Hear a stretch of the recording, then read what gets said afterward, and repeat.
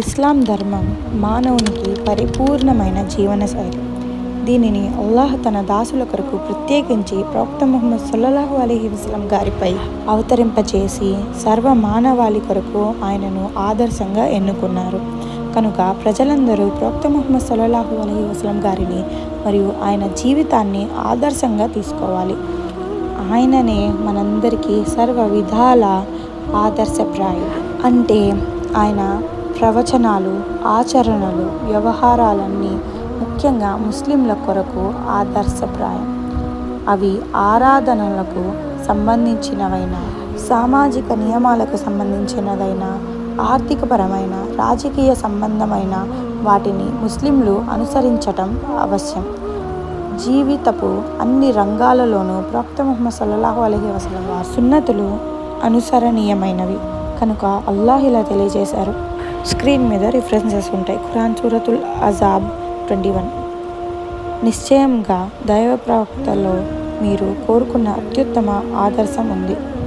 అల్లాహ్ పట్ల, అంతిమ దినం పట్ల ఆశ కలిగి ఉండి అల్లాహ్ను అత్యధికంగా స్మరించే ప్రతి ఒక్కరి కొరకు. మరియు అల్లాహ్ సూరా అల్ ఇమ్రాన్లో ఇలా తెలియజేశారు 31.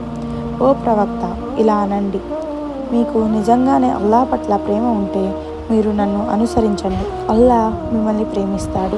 మరో చోట ఖురానులో అల్లాహ్ సుబ్హానహు తఆలా ఇలా తెలియజేస్తున్నారు. సూరతుల్ హష్ర్ 7. దైవ ప్రవక్త మీకు ఇచ్చిన దాన్ని పంచుకోండి, ఆయన నిషేధించిన వాటి జోలికి పోకండి.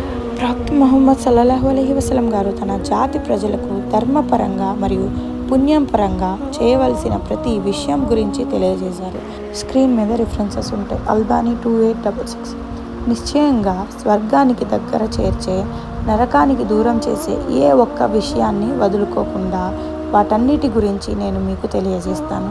మరియు నరకానికి దగ్గరగా చేర్చే, స్వర్గానికి దూరం చేసే ఏ ఒక్క విషయాన్ని వదలకుండా వాటన్నిటికీ గురించి కూడా నేను హెచ్చరించాను. ముస్లింల విధి విధానాల కొరకు ఖురాన్ మరియు ప్రవక్త ముహమ్మద్ సల్లల్లాహు అలైహి వసల్లం గారి సాంప్రదాయమే అతి ప్రామాణబద్ధకం. ఖురాన్ మరియు ప్రవక్త ముహమ్మద్ సల్లల్లాహు అలైహి వసల్లం గారి ద్వారా ప్రామాణికమైన ఆధారాలతో వచ్చిన ఆజ్ఞల్ని, విధానాల్ని సంపూర్ణమైన ఇస్లాం ధర్మానికి చెందినవి. మిగిలిన పోకడల్ని ఇస్లాం ధర్మానికి సంబంధించినవి కావు. కనుక ఎవరైనా ధర్మంగా తలపోసి నూతన విషయాలను, నూతన ఆరాధన విధానాలను పాటిస్తే, లేక నిరాధారమైన హదీస్లను ధర్మంగా భావించి అనుసరిస్తే అవి అధర్మంగా ఎంచబడతాయి. కనుక ప్రవక్త ముహమ్మద్ సల్లల్లాహు అలైహి వసల్లం గారు ఇలా హెచ్చరించారు. వాక్యాలలో అన్నిటికంటే సత్యమైన వాక్యం అల్లాహ్ గ్రంథం ఖురాన్. మరియు మార్గాలన్నిటిలోకి అతి ఉత్తమమైన మార్గం ప్రవక్త ముహమ్మద్ సల్లల్లాహు అలైహి వసల్లం గారి మార్గం. మరియు ఆచారాలలో అతి చెడు ఆచరణ కొత్త ఆచారాలు, మరియు ప్రతి కొత్త ఆచారం బిద్దాత్. ప్రతి బిద్దాత్ మార్గవిహీనమైనది, మరియు ప్రతి మార్గవిహీనత నరకానికి తీసుకువెళ్తుంది. రిఫరెన్స్ స్క్రీన్ మీద ఇస్తాను. బిద్దాత్ కార్యాలు సమాజంలో ప్రసిద్ధి చెందుటకు ముఖ్య కారణం అజ్ఞానం.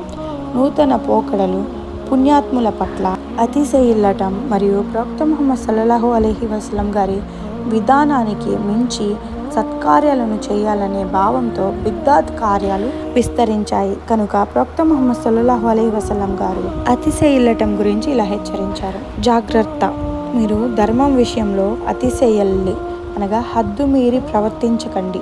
నిశ్చయంగా మీకంటే ముందు జాతులు ధర్మం విషయంలో అతిశయిల్లటం అనగా హద్దు మీరి ప్రవర్తించడం వల్లనే నాశనమయ్యారు. Reference Ahmad Ibn Majah 3029. Screen మీద రిఫరెన్సెస్ ఉంటాయి. మరియు ప్రవక్త ముహమ్మద్ సల్లల్లాహు అలైహి వసల్లం గారు ఇలా హెచ్చరించారు.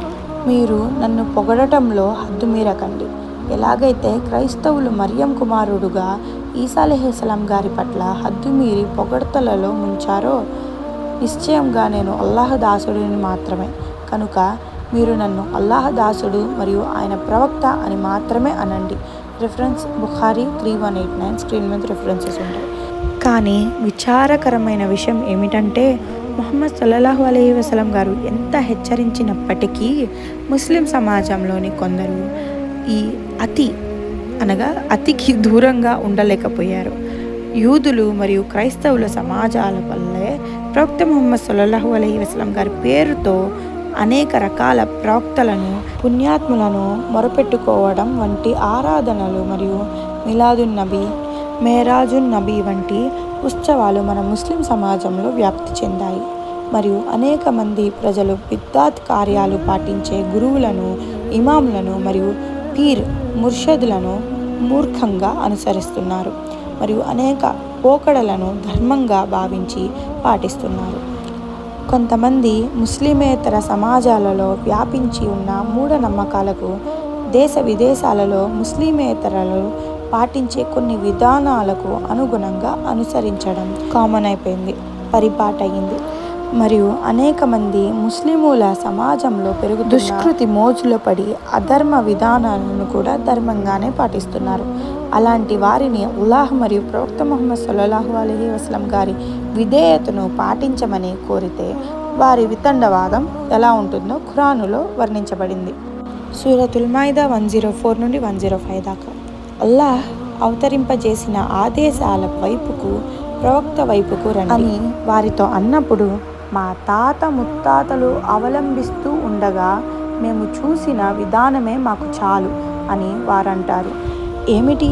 వారి తాత ముత్తాతలకు ఏమీ తెలియకపోయినప్పటికీ, వారు సన్మార్గంలో నడవనప్పటికీ వీరు వాళ్ళనే అనుసరిస్తారా?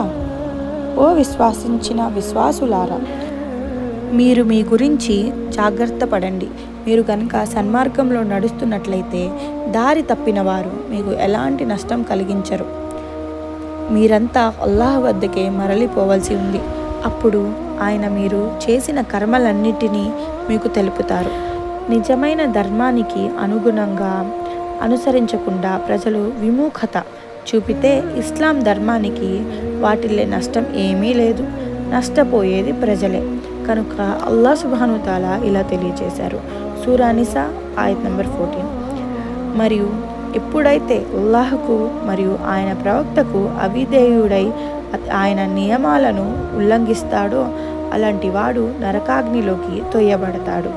అందులో అతడు శాశ్వతంగా ఉంటాడు మరియు అతనికి అవమానకరమైన శిక్ష ఉంటుంది. అల్లాహ్ సుబ్హానహు తఆలా మనందరినీ ఇలాంటి పాపాల నుండి కాపాడుగాక. ఆమీన్. ఇన్షాల్లా మన నెక్స్ట్ వీడియోలో కలుద్దాం. మీకు కనుక ఇలాంటి ఇన్ఫర్మేషన్ వీడియోస్ కావాలంటే నా యూట్యూబ్ ఛానల్ సబ్స్క్రైబ్ చేసుకోండి అండ్ ఇన్స్టా అకౌంట్లో ఫాలో అవ్వండి. జజాకల్లాహ్ ఖైర్.